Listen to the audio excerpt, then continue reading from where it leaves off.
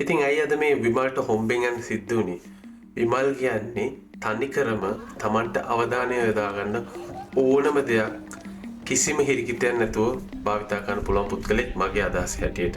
කිසිම ජනතා බලයක් නැති, පාර්ලිමේන්තුවක් නැති, ප්‍රාදේශ සභාවකවත් නැති, පළාත් සභාවකවත් නැති මිනිස්සෙක් 10-15 දෙනෙක් එකතු කරගෙන මෙතෙන්ට ඇවිල්ලා කඩාපාත් වෙලා හෙට උත්සවයක් සංවිධානය කරන අතරතුරේ මොකද්ද මෙතන තනිකර කරන්න බලාපොරොත්තු වෙන්නේ?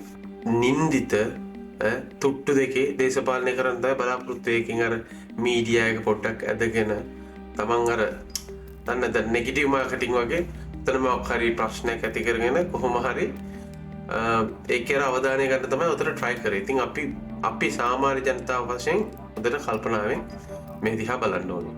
මම දැක්ක අද උදේ මේ පොලිසියෙන් දාලා තියෙනවා Facebook post එකක්. දැන් ඒගොල්ලෝ නීතිය ක්‍රියාත්මක කරනවා කියලා. නමුත් ඇත්තටම කියනවා නම් පොලිසිය තනිකර වැරදින සාමාන්‍ය මිනිස්සෙක් මෙතෙන්ට ගිහිල්ලා ඔය වගේ වැඩක් කරා නම් මොකද වෙන්නේ? අර ජිප් එක ඇතුළ නගලා ආයෙ බස්සලා ඔය කතා මොකවත් නැහැ. එක්ක සමහර විට දෙකක් කැල්ලලා ගිහිල්ලා පොලිසියට දානවා. මං කියන්නේ එහෙම කරන්න කියලා. නමුත් ඒ වෙලාවේ පොලිසියට තිබ්බ නීතිය ක්‍රියාත්මක කරන්න. අපේ ලංකාවේ පොලිසිය තැනටත් හිතාගෙන ඉන්නේ තාම මට පේන්නේ අර ඉස්සෙල්ලා ඉඳිය පාදඩිය ටික මේ රට පාලනය කරනවා කියලා. බලන්න මුන් ජනාධිපතිට කතා කරන විදිය. රණවිරුවට රණවිරුව කියලා කියන්නේ කට ඇරෙන්නේ නැති දේශපාලන ලොන්තයක්. මෙතන රණවිරුව කියන්නේ නැති නපුංසක ජනාධිපති කෙනෙක් කියනවා. නපුංසක ජනාධිපති, ලොන්ත ජනාධිපති. මං අහන්නේ ජනාධිපති කවුරුණත් මේ රට පාලනය කරන්නේ මේ රටේ ප්‍රජාතන්ත්‍රවාදී විදිහට පත්වෙච්ච ජනාධිපති කෙනෙක්. බලන්න කොයිතරම් තුට්ටු දෙකේ විදිහටද මේ මිනිස්සු මේ ජනාධිපතිතුමාට කතා කරන්නේ. මං කියන්නේ කවුරු ජනාධිපති ඉන්දියාවේ ඉස්සර රජයක මහින්ද රාජපක්ෂ, රනිල් වික්‍රමසිංහ, සිරිසේන කවුරු ඉන්දියාවේ ජනාධිපති කෙනෙක් වුණාට යම්කිසි රෙස්පෙක්ට් එකක් දීලා කතා කරන්න බෑනේ. ඒ කියන්නේ මේ රටේ ප්‍රජාතන්ත්‍රවාදී විදිහට පත්වෙච්ච ඒ පාලනය කරන පාලකයින්ට බල්ලෝ බලල්ලුන්ට වගේ කතා කරන්න පුළුවන් නම් අපිට කොහොම කතා කරන්න පුළුවන්ද මේ වගේ මිනිස්සුන්ට? මේ මිනිස්සු හිතා ඉන්නේ මේ මිනිස්සුන්ට ලොකු බලයක් තාම තියෙනවා කියලා. ඇත්තටම මේක මේ රජයට හොඳ පාඩමක්. නායා ඔළුව පාත් කරන් ඉඳියොත් අන්තිමට ධර්මිටියට බඳින්න ඒ කතාවේ තමයි මෙතන සිද්ධ වෙන්නේ. ඇත්තටම කියනවා බලන්න මේ කිසිම සිවිල් බලයක් නැති සාමාන්‍ය අපි සාමාන්‍ය මිනිස්සුන්ටත් වැඩි අන්තය. මොකද මම හොරුනේ. මේ මිනිස්සු හිතාගෙන ඉන්නේ තාම මේ රටේ බලය මේ මිනිස්සුන්ට තියෙනවා කියලා. පොලිසිය ඊට එහා මං කියන්නේ ගහන්න බයින්න නමුත් නීතිය ක්‍රියාත්මක කරන්න ඉවරයිනේ. හෙට ඉවෙන්ට් එකක් ඕගනයිස් කරන්න හින්දා එතෙට ඇතුළත් වෙන්න බෑ. පොයින්ට්. අර සාමාන්‍ය මිනිස්සුන් කියනවා දෙකක් කරලා ඇතුළට දාලා තිබ්බි කියලා. නමුත් එහෙම අවශ්‍ය නැහැ.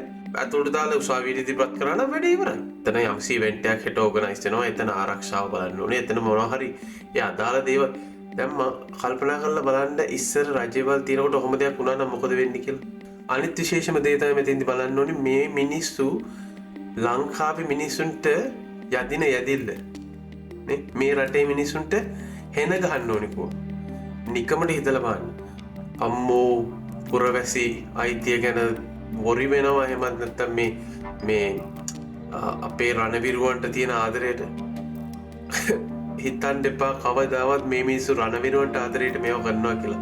ඔයාලට මතක ඇති ඔය ඉතිස්සෙල්ලා ගොඩාබේ රාජපක්ෂ මේ පාලන කාලේ මතකද පොලිසියට කතා කරපු විදිහ? සීනියර් DIG හොයලා දෙකක් අනින්න හැදුව හැටි. මේක නිකන් ඔයගොල්ලන්ගේ අමතුමට අපි ගහුවා. එහෙනම් පුළුවන්. කවුද සීනියර් DIG? කවුද සීනියර් DIG? හොඳයි සර්. සර්. හොඳයි සර්. හොඳයි.